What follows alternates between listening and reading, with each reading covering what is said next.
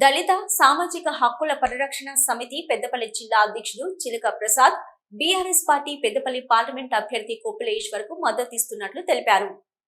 అంతర్గం మండల కేంద్రంలోని ప్రెస్ భవన్లో మంగళవారం ఏర్పాటు చేసిన విలేకరుల సమావేశంలో ఆయన మాట్లాడుతూ మాయమాటలు చెప్పి మోసపూరిత వాగ్దానాలతో అధికారంలోకి వచ్చిన దళిత హక్కులను కాలరాసే విధంగా పరిపాలన కాంగ్రెస్ సాగిస్తుందని, ఈ నేపథ్యంలో దళితుల అభ్యున్నతికి, ఉపాధికి సింగరేణి కార్మికుడు ఈ ప్రాంత సమస్య పట్ల అవగాహన కలిగిన కొప్పుల ఈశ్వరని రాబో పార్లమెంటు ఎన్నికల్లో మద్దతు తెలుపుతూ భారీ మెజార్టీతో గెలిపించుకుంటామని తెలిపారు.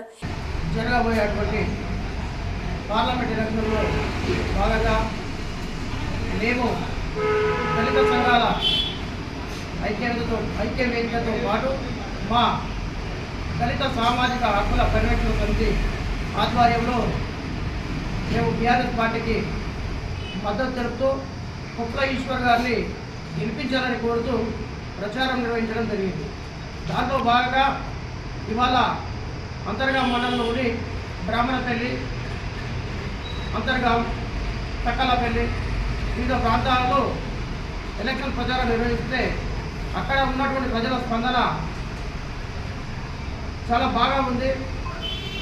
గతంలో బీఆర్ఎస్ పార్టీ చేసినటువంటి అభివృద్ధి, ఇంటింటికి ప్రతి ఇంటికి ప్రభుత్వ పథకం ఏదో రకంగా అందేటువంటి కార్యక్రమాలు మాకు వచ్చినాయని చెప్పి వాళ్ళు గౌరవంగా చెప్పడం, ఇప్పుడున్నటువంటి ప్రభుత్వం ఆ పథకాలను రూపుమాపేందుకు ప్రయత్నిస్తున్నాయి.